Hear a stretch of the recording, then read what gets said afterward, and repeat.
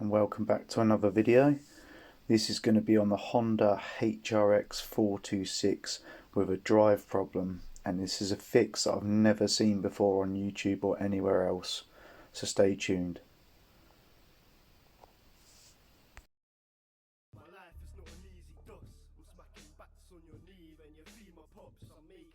So I'm going to start off by checking the usual things like the belt and the pulley and everything else. So I'm just going to take the bolts off the blade, take the blade off, get that out of the way.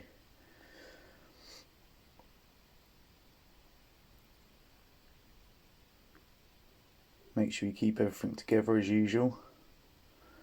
Then you just want to take these two bolts out here, 12mm I believe. That will partially release that plastic cover. There is another bolt just in here that sits behind this cover. You take two screws out the back of this and the bolt off the side, and this cover will come off. And that will give you access to your drive chain and your height adjustment and everything on the side of the roller. This just slots in, so you take that off and it gives you access to everything. So behind here you have this spring. This spring is basically your height adjustment spring for the roller. You want to take this off because it just makes it easier to get to everything, to move everything around and check everything. And there's also a bolt that sits behind that holds the side of that plastic cover on that sits underneath, which sits in that hole just there. I've already taken it out, but that's where that comes out, so you're better off taking that spring off so you can get access to that bolt just there. Once that bolt's out, your plastic cover on the bottom is free,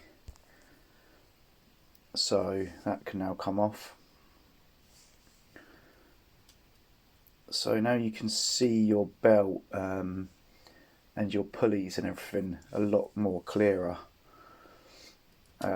as you can see.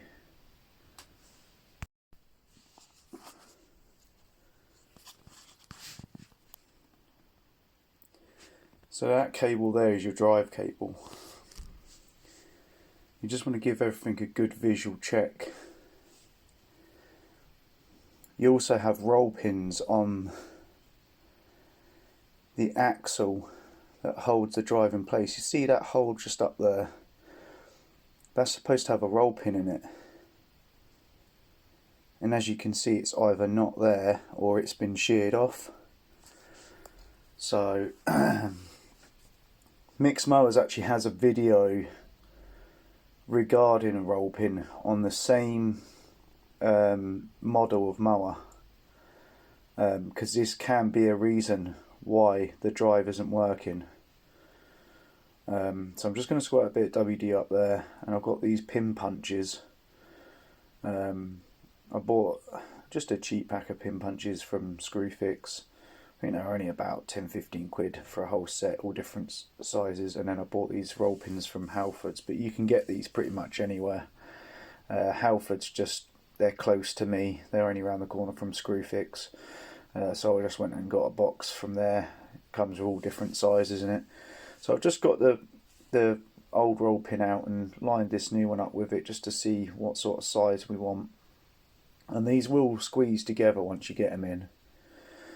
So to install it, I'm just going to put it on this little screwdriver I've got. It just kind of fits over the end of it nicely, and just give the end a little squeeze with some pliers like this, and it will sort of help that going. I mean, it's got a tapered edge on it anyway to help it ease in, but just give it a squeeze anyway. It's just going to help it go in. So basically I've got it on the end of this screwdriver. I'm going to offer it up to the hole there, and I'm just going to tap it bit by bit with the hammer just to drive it in a little bit. And once you've got it started off, once it's in the hole a little bit, you can get your pin punch up there. See it started off in the hole now. So now you can get your pin punch up there, your old pin punch, and you can sort of drive that home then. And I've just left it like that, sort of sticking out the same either side. That's what it's supposed to look like. So that will stop that drive axle moving around. So I think that might be the problem. So we're going to get everything back together. Put that bolt back on while we've got access to it. Might have to wiggle the plastic cover around a little bit. Put these two bolts back in.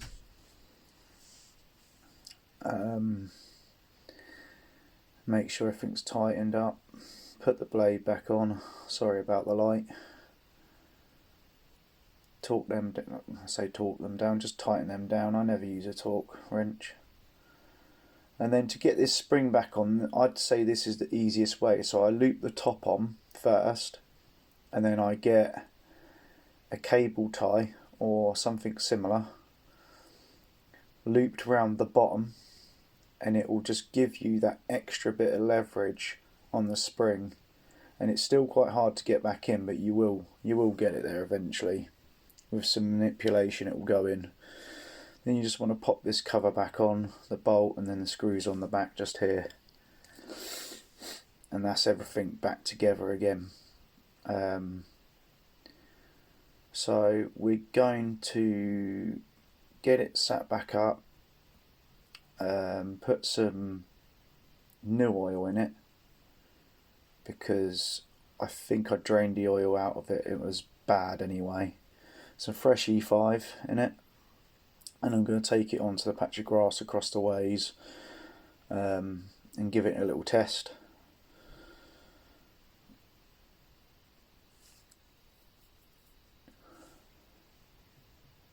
So it seems to be working fine to start off with. I take it up the way and I come back, and then all of a sudden it just stopped again. And it was doing this before. It was sort of intermittent before. 1 minute it'd work, then it wouldn't. And I just thought it was that roll pin, because that is a fix for one of these. But I took the drive box apart because I wanted to know. I wanted to know. Apparently these are unserviceable drive boxes. This is the drive gear, the main drive gear, and it's worn on one side, really worn. And the gearbox was dry. It had no grease in it, no fluid, nothing. So I thought, you can't get any parts for this gearbox online. But then that's when it hit me. Yeah, so that's when it hit me. And what I thought was, well, this gear is only being used on one side. It's only worn on one side. It doesn't get hit both sides of it. So I thought, if I flip it round, then it's basically like a new gear again. So that's what I did. I flipped the gear round so that the new face that hadn't been worn at all was on the side that's getting hit. Re-greased it and put it all back together again.